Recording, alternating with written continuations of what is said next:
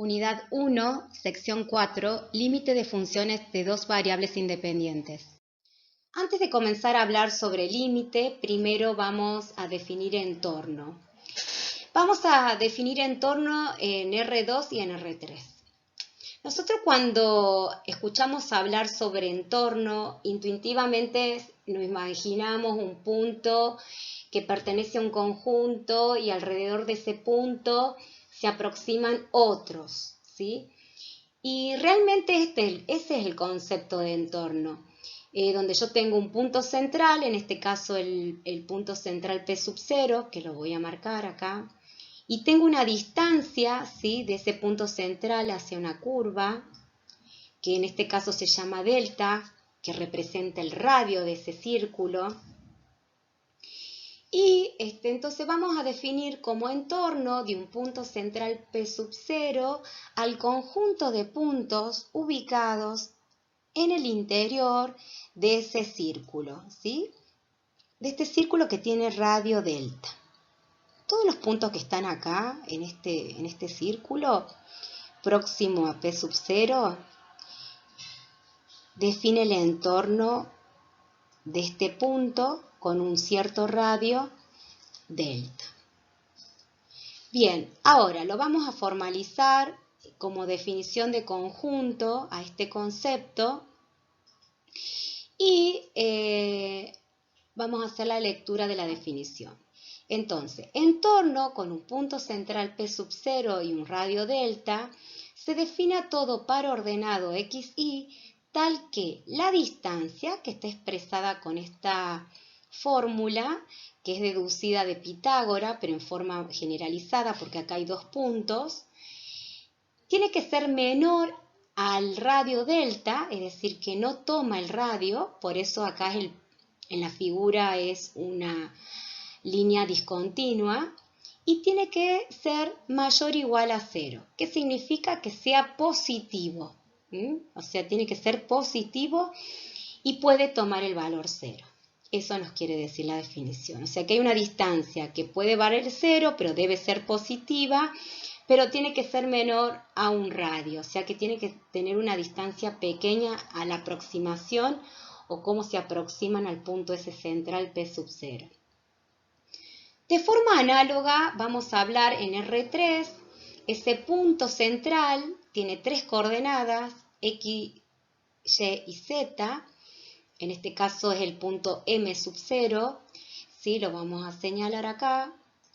Este punto central, vamos a definir entorno sobre este punto, alrededor de este punto, quiero decir, con una distancia delta también. Acá la figura es una esfera, ¿sí?, dado que estamos en 3 dimensiones, y se define entorno de este punto central M sub 0 a todos los puntos interiores a esta esfera. Todos los puntos que están concentrados o aproximados a este punto se denominan entorno del mismo. Bien, y ahora la lectura de la definición de conjunto sería el entorno del punto M sub 0, que es el punto central, con un radio delta. Se define la terna X, Y y Z tal que la distancia, aquí se agrega una variable más, la Z, tiene que ser menor al radio delta y mayor o igual a 0. Y de esta manera quedan definidos los entornos en R2 y en R3. Entorno reducido. Bueno, este es un tipo de entorno, ¿sí?, que excluye su centro. Se simboliza con tilde o asterisco. En este caso le puse tilde. Aquí me dice que tiene el punto central P sub 0 con un radio delta. Bueno, este P sub 0 no estaría incluido en el entorno, lo estaría excluyendo. Y se lee, todo par ordenado XY tal que la distancia sea menor que el delta y mayor a 0. No admite el igual. ¿Por qué? Porque si no, no habría distancia, ¿sí? Y digamos, cuando yo digo que vale igual a 0, yo podría admitir acá que x sea igual que x sub 0 e y sea igual a y sub 0, entonces se me anularían, admito eso. Pero como acá yo no incluyo el x sub 0, ¿sí? Lo excluyo, nunca van a ser iguales. Esa es la razón por la cual el igual aquí no se coloca. Bien, esto sería en R2. Y en R3 vale lo mismo, el entorno reducido de m sub 0 con un radio delta, tal que la terna x y z, tal que la distancia sea menor que el delta y mayor que 0. Aquí esto es la diferencia del anterior, que hace que esto sea un entorno reducido. Bien, y acá gráficamente lo que haríamos sería excluir los puntos centrales. ¿Sí? Acá el P sub 0 y en este el M sub 0. Bueno, y así quedaría definido entorno reducido. Clasificación de puntos. Para hacer esta clasificación voy a necesitar definir un conjunto al que voy a denominar C. Todos los puntos que están sobre esta línea azul los voy a definir como puntos fronteras. Todos los puntos que están dentro de C los voy a definir como puntos interiores. Y todos los puntos que están fuera del conjunto C, puntos exteriores. Ahora voy a pasar a analizar cada uno de ellos basándome en el concepto de entorno. Voy a elegir un punto interior de C, ¿sí? Y voy a trazar un entorno alrededor de este punto. Observo que todos los puntos pertenecientes a este entorno, a su entorno, todos pertenecen también al conjunto C. Esto quiere decir que estoy en presencia de un punto interior. Ahora, elijo un punto que está fuera, ¿sí? Trazo un entorno. Observo que todos los puntos incluidos en su entorno, ninguno pertenece a C. Eso quiere decir que estoy en presencia de un punto exterior. Ahora, me posiciono en esta línea. Elijo un punto ahí.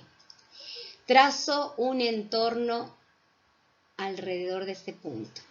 Observo que tengo puntos pertenecientes y puntos que no pertenecen al conjunto. Esto quiere decir que estoy en presencia de un punto frontera. Luego de definir estos puntos, existe otro punto al que denominamos punto de acumulación. Este punto es muy importante. ¿Por qué?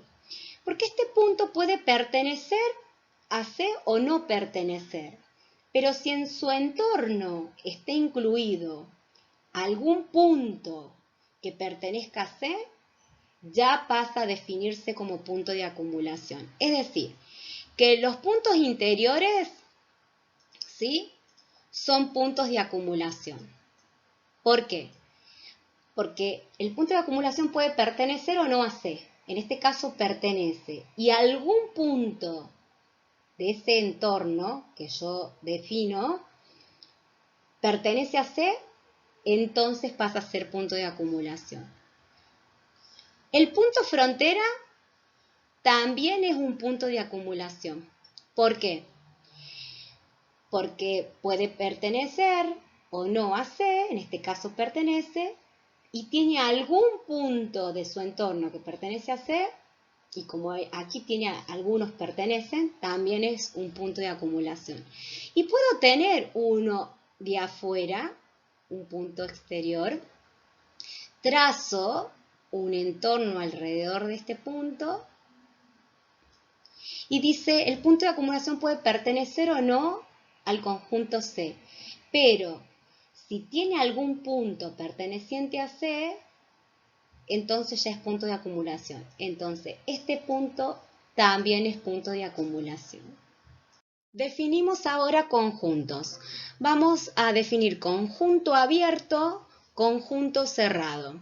Un conjunto se dice que es abierto si está formado solo por los puntos interiores, mientras un conjunto es cerrado cuando incluye todos los puntos fronteras más los puntos interiores. Vamos a definir conjuntos conexo, no conexo o simplemente conexo. Cuando pensamos en el término conexo, nos imaginamos que algo tiene conexión o están conectados. Y esa es la idea. Vamos a analizar si dos puntos que pertenecen a un conjunto determinado pueden unirse o no y de qué manera. Dependiendo de la forma, daremos la siguiente clasificación. Comenzamos con un conjunto conexo, ¿sí? Vamos a nombrarlo S y vamos a tener dos puntos interiores de ese punto. Si yo logro unir esos dos puntos por medio de una línea poligonal, en este caso esta línea es una diagonal, ¿sí? Pero puedo usar más. En este caso, con esta diagonal, logré unir estos dos puntos y esa diagonal pertenece al conjunto S, entonces digo que ese conjunto es conexo. Ahora vamos a dar otro ejemplo. Tengo un conjunto que está compuesto por estos dos círculos, le vamos a nombrar a este conjunto como W. Todos los puntos interiores que están comprendidos en esos dos círculos pertenecen al conjunto W. Quiero unir un punto que está acá y el otro está en el otro extremo, por ejemplo. Si yo quiero unir esos dos puntos y utilizo una diagonal directa, vemos que esta diagonal no hay una parte que no pertenece al conjunto, entonces no me sirve, ¿sí? Entonces lo vamos a borrar. Pero sí puedo unirlo, no es imposible porque voy a utilizar líneas poligonales y voy a lograr unir estos dos puntos, ¿sí? Si logro unir esos dos puntos y esos segmentos o esas líneas poligonales pertenecen a W, entonces digo que el conjunto es conexo. Entonces, en resumen, un conjunto es conexo si dos de sus puntos pueden unirse por líneas poligonales íntegramente contenidas en el conjunto. Ahora veamos el siguiente ejemplo. Tengo un conjunto T que esto está bien cerrado, dos conjuntos, este es un conjunto T que está dividido en un conjunto T1 y un conjunto T2. A ver, lo vamos a definir acá. T está compuesto por la unión de T1 y T2. Y quiero unir un punto que está en este extremo y el otro. Bueno, voy a tratar de unir. Bueno, nos damos cuenta que parte de esa diagonal, ¿sí?, no pertenece al dominio o al conjunto T, ¿sí? Le podemos decir dominio también porque nosotros trabajamos con dominio. Cualquier diagonal que yo utilice o poligonal va a haber una parte que no pertenece al conjunto. Entonces, este conjunto es no conexo. Vamos a definir un conjunto es no conexo si dos de sus puntos no pueden ser unidos por líneas poligonales íntegramente contenidas en el conjunto. Ahora vamos a utilizar otro ejemplo para definir simplemente conexo. Si yo tengo un conjunto al que le llamo o lo nombro U, y yo trazo curvas cerradas, o también se llaman líneas poligonal cerradas, cualquier forma, ¿sí?, que tenga. Y yo puedo lograr, digamos, reducir esas figuras a un punto con continua deformación, quiere decir que los voy a ir disminuyendo hasta lograr tener un punto. Y nunca me salí del conjunto, entonces voy a decir que este conjunto es simplemente conexo. A ver, traducido a otra forma, es lo mismo decir que todas las curvas cerradas que yo trace, todas, todos sus puntos interiores deben pertenecer íntegramente al conjunto que esté trabajando, en este caso U. A ver, vamos a ver un ejemplo cuando no sea simplemente conexo. Tenemos un círculo en el medio. Vamos a usar, por ejemplo, el W que establecí ahí. Bueno, yo voy a trazar curva cerrada.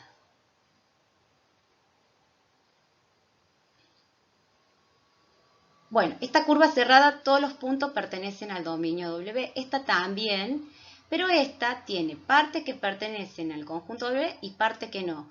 Con que una de las curvas ya no cumple esa condición, ya este conjunto no es simplemente conexo. Entonces, vamos a definir un conjunto es simplemente conexo cuando cualquier línea poligonal cerrada o curva cerrada trazada en él puede reducirse a un punto por deformación continua sin salirse del conjunto. Bueno, así quedan clasificados los conjuntos, conexo, no conexo o simplemente conexo. Ahora vamos a comenzar a estudiar el límite, pero antes de dar la definición y cómo resolverlo, primero vamos a dar una introducción para conocer un poco más de este concepto. El límite es un tema muy abstracto, muy difícil de comprender, pero no imposible. Además de ser un tema interesante, es una herramienta principal para el cálculo infinitesimal, dado que el cálculo infinitesimal se divide en dos áreas, el cálculo diferencial y el cálculo integral. El cálculo diferencial se refiere a todo lo que es la derivada y el cálculo integral es el estudio de las integrales y las series infinitas. Ambos campos se fundamentan en el concepto de límite, dado que el límite nos permite calcular los cambios infinitamente pequeños. Dicho de otro modo, si nosotros sometemos a la función a situaciones extremas en forma límite, ¿sí? El límite lo que nos permite es estudiar el comportamiento de esta función dadas dichas condiciones. Ahora, dado esta introducción, vamos a hacer la lectura de la definición de límite, pero de una función de una variable independiente para recordar lo que han estudiado en análisis 1. Esta definición nos dice que el límite de una función f de x cuando x tiende a A es igual a L si y solo si para todo épsilon positivo infinitamente pequeño existe un delta positivo infinitamente pequeño tal que se cumpla la distancia de x menos a es menor al delta y mayor a 0 y que la distancia de la función f de x menos el límite es menor que épsilon. Bien, vamos a estudiarla y analizarla paso a paso. En esta primera expresión, conceptualmente ya tenemos lo esencial, que cuando la variable independiente tiende un valor específico, la función tiende un valor fijo que es igual a L. Gráficamente lo observamos acá, tengo un valor A, ¿sí? Y si yo tomo valores próximos a A por derecha, van a existir valores próximos de funciones que asumió la función f de x próximo al valor del límite. Y si yo aproximo por izquierda, ¿sí? Voy a tener valores que aproximan por izquierda al valor del límite. Bien, ahora continuemos la definición que nos dice. Bueno, acá nos dan unas condiciones. Esta condición establece la rigurosidad de esta definición, dado que nos está dando una cierta condición y esta condición es sumamente importante. Acá nos dice, esto se va a cumplir si y solo si para todo épsilon, para todo, no hay una excepción, para todo épsilon positivo infinitamente pequeño, existe un delta positivo infinitamente pequeño. ¿Qué significa esto? Significa que va a haber un épsilon ¿sí? Y si existe un épsilon, le va a corresponder un delta, es decir, que delta va a estar en función de épsilon. Eso es muy importante.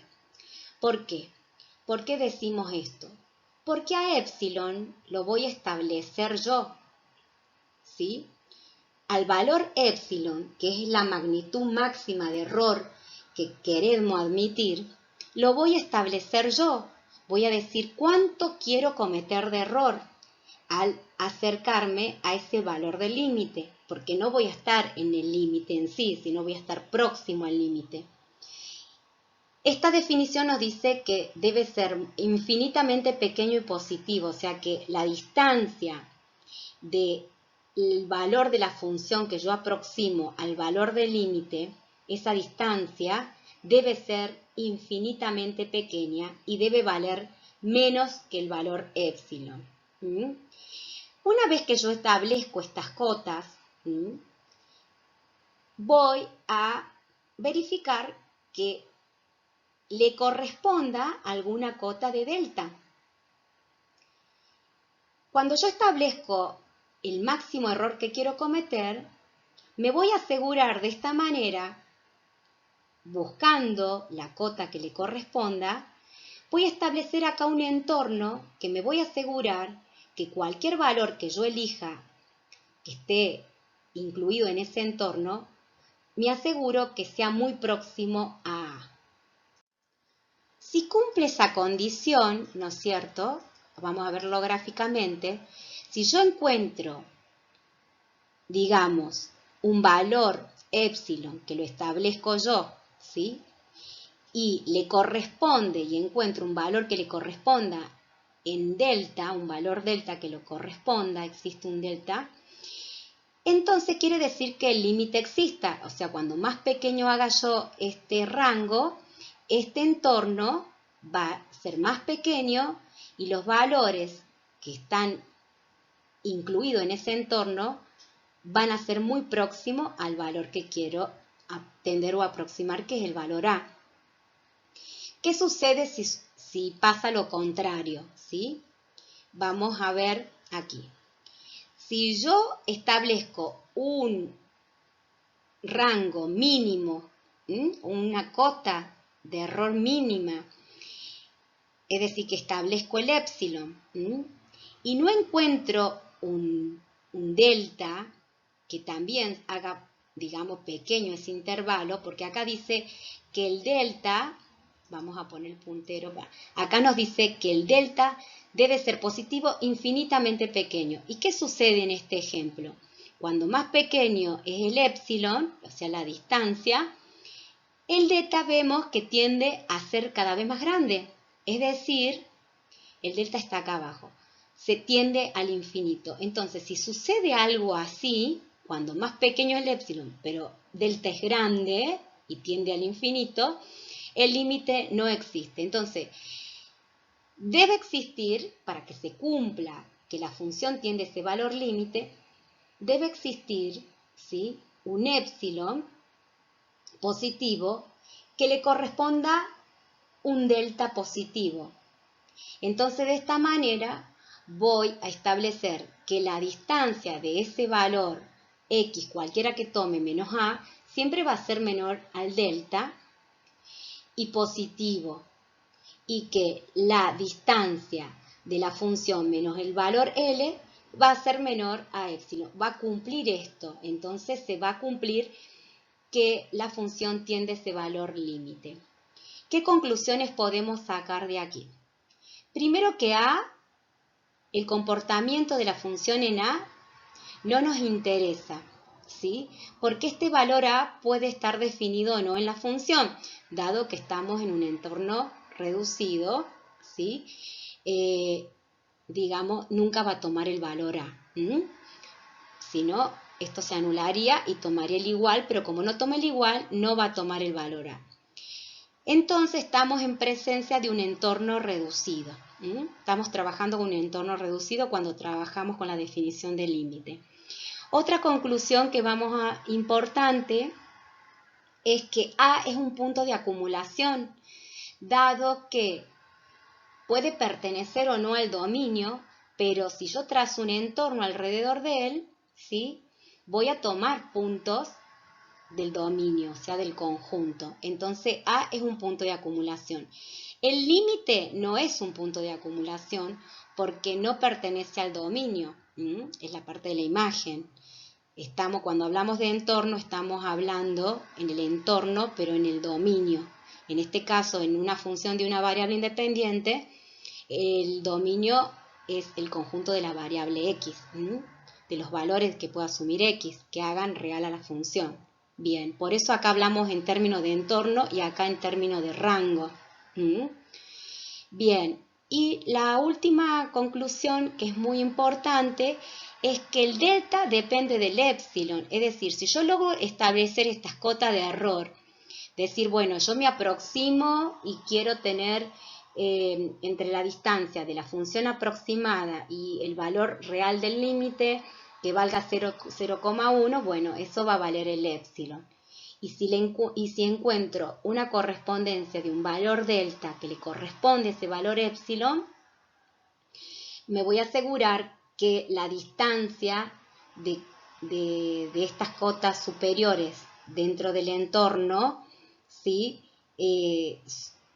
Me establecen a mí, digamos, un entorno que si yo tomo cualquier valor dentro de ese entorno, es muy próximo a... Bueno, esas son las tres conclusiones importantes.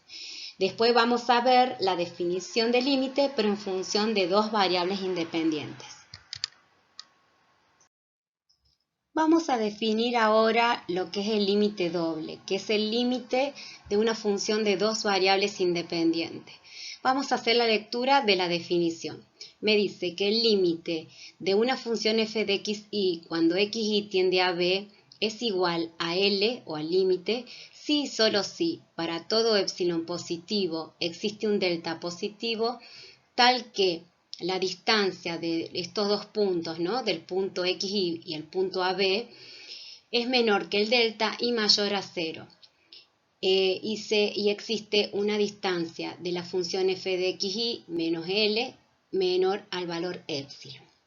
Bueno, la interpretación es exactamente la misma que la de análisis 1, simplemente que se generaliza y estamos en 3 dimensiones y mi entorno tiene una forma de círculo, es como un conjunto abierto, ¿sí?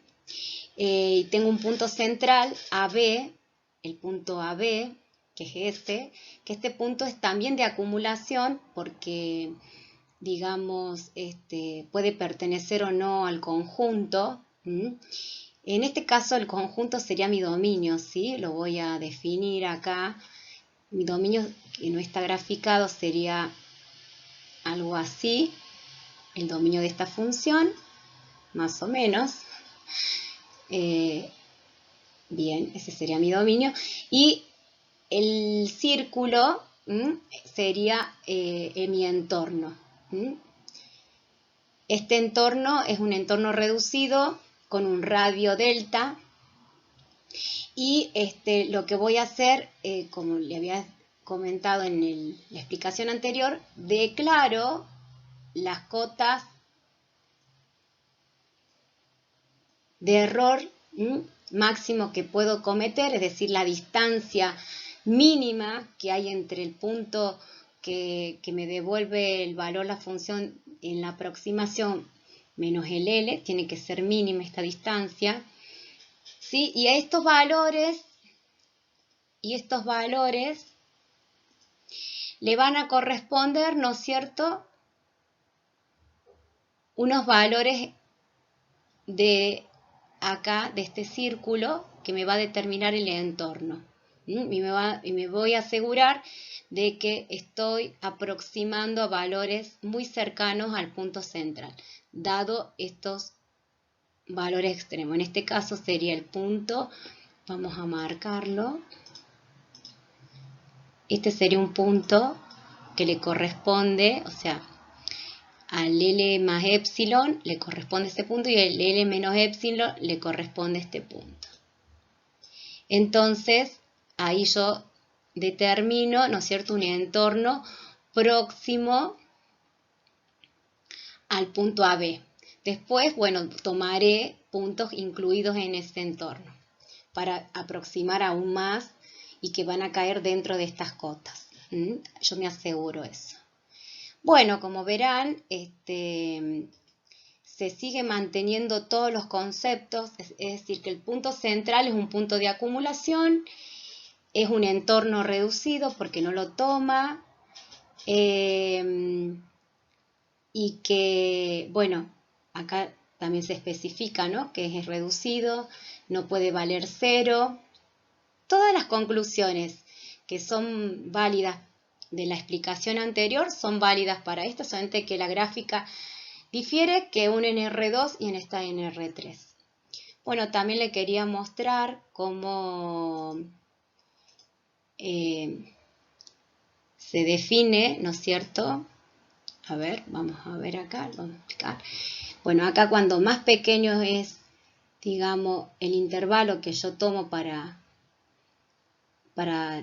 como error, ¿no es cierto?, mi L más epsilon, mi L menos epsilon, cuando más pequeño sea, también mi círculo va a ser más pequeño, entonces van a estar más concentrado y más próximo al valor central.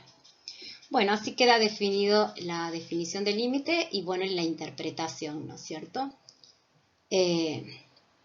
Luego vamos a ver algunas propiedades y algunos métodos para la resolución de este límite. Las propiedades del límite dobles se mantienen igual que las propiedades del límite simple de una variable independiente.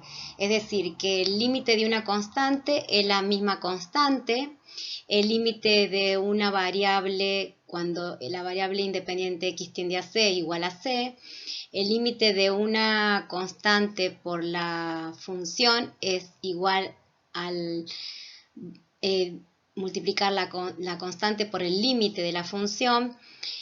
El límite de la suma de dos funciones es la suma de los límites de cada una de las funciones. El límite de la diferencia de dos funciones es la diferencia de los límites de cada una de las funciones. El límite del producto de dos funciones es el producto del límite de las funciones. El límite de una fracción es la fracción de los límites o la división de los límites, cuando el límite g de x es distinto a 0, ¿no? No puede tomar 0. El de la potencia también, y el del logaritmo, el límite de un logaritmo es el logaritmo del límite. Bien, como verán se mantiene, ¿sí? Se mantiene igual. La única diferencia que tenemos es que la aproximación en el límite simple es por derecha y por izquierda, y la aproximación para el punto límite doble son infinitas trayectorias, porque estamos en el espacio. Y ahora lo vamos a ver y cómo resolvemos esa situación.